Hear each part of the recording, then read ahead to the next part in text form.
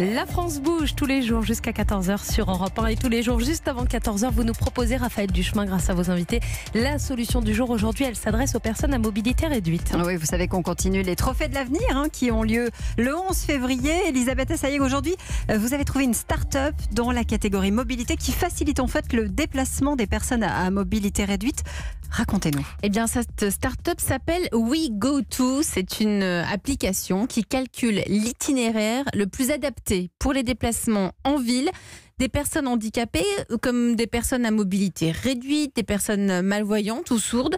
En fonction du profil de la personne, l'application, un peu comme un GPS, un peu comme Waze, vous propose un itinéraire, mais cette fois-ci, c'est pas le plus court, c'est l'itinéraire sans obstacles qui vont peut-être vous faire tomber.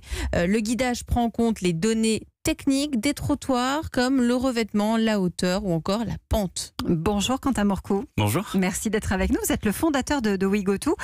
Pourquoi est-ce que vous avez choisi de mettre en place cette appli ? Alors tout d'abord parce que je suis personnellement sensibilisé au handicap, et donc du coup c'est une thématique qui me touchait vraiment.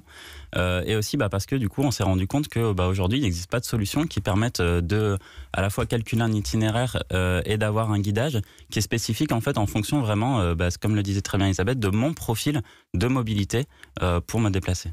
Alors comment ça marche par exemple, d'abord, quand on est malvoyant, comment on fait pour la télécharger cette appli, et ensuite comment ça fonctionne concrètement dans la rue ? En fait, quand on est mal et non-voyant, par exemple, pour utiliser en fait une application, on utilise une synthèse vocale qui s'appelle VoiceOver, par exemple, sur iPhone, et qui donc nous permet donc de vocaliser l'interface du mobile, et donc c'est comme ça qu'on accède à l'application et qu'on la télécharge.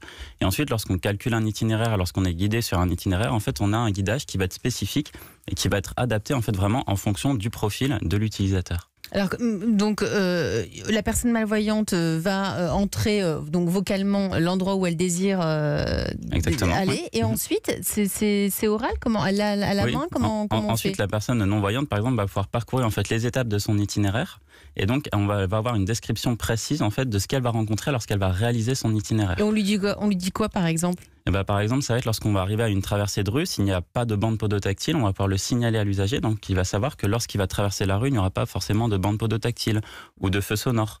Ou par exemple, pour une personne à mobilité réduite en fauteuil roulant ou avec une poussette, on va pouvoir éviter ou indiquer lorsqu'on est obligé de passer par des endroits où il y a des très forts dévers.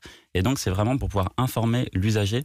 C'est prévenir. C'est exactement ça. C'est prévenir l'usager des difficultés qu'il va rencontrer lors de son parcours. Elle est gratuite, cette application ? Oui, elle est gratuite, cette application. Et vous avez levé des fonds ? Comment vous faites pour la financer ? Alors pour l'instant, on la finance parce qu'on a des clients, et c'est surtout en fait ce qu'on ne voit pas. Donc l'application WeGoTo, c'est vraiment la partie immergée de l'iceberg. Mais en fait, la partie émergée, vraiment, le cœur de métier nous de WeGoTo, c'est d'aller justement produire la donnée, donc l'information géographique qui nous permet en fait de calculer ces itinéraires. Parce qu'il faut savoir que toute cette information sur les trottoirs, la surface, la pente, le dévers, en fait, aujourd'hui n'existe pas, et donc il faut la produire et la créer. Donc vous êtes allé faire les parcours vous-même avant pour pouvoir les mettre à l'intérieur de l'application. Exactement. En fait, on a une méthodologie innovante, un triptyque en fait qui utilise un chariot, une personne et des capteurs qui sont sur ce chariot et qui nous permettent en fait de parcourir l'ensemble des trottoirs, l'ensemble des cheminements pour collecter cette donnée et donc utiliser et valoriser cette donnée dans une application telle que WeGoTo.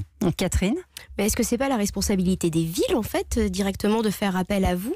Bien sûr, c'est même, je pense, un projet d'utilité publique, puisque justement, ce qu'on produit, en fait, c'est vraiment, ça s'adresse vraiment, nos clients principaux sont vraiment les gestionnaires de territoire. Donc, on pense effectivement aux métropoles, mais également aussi aux grandes sociétés privées qui ont également donc de la gestion de voirie à effectuer. Aujourd'hui, elle est présente dans quelle ville ? On peut se diriger avec WeGoTo dans quelle ville ? Alors aujourd'hui, WeGoTo est présente sur l'ensemble du territoire français, mais plus spécifiquement sur les endroits où on a donc relevé de l'information, par exemple à Grenoble.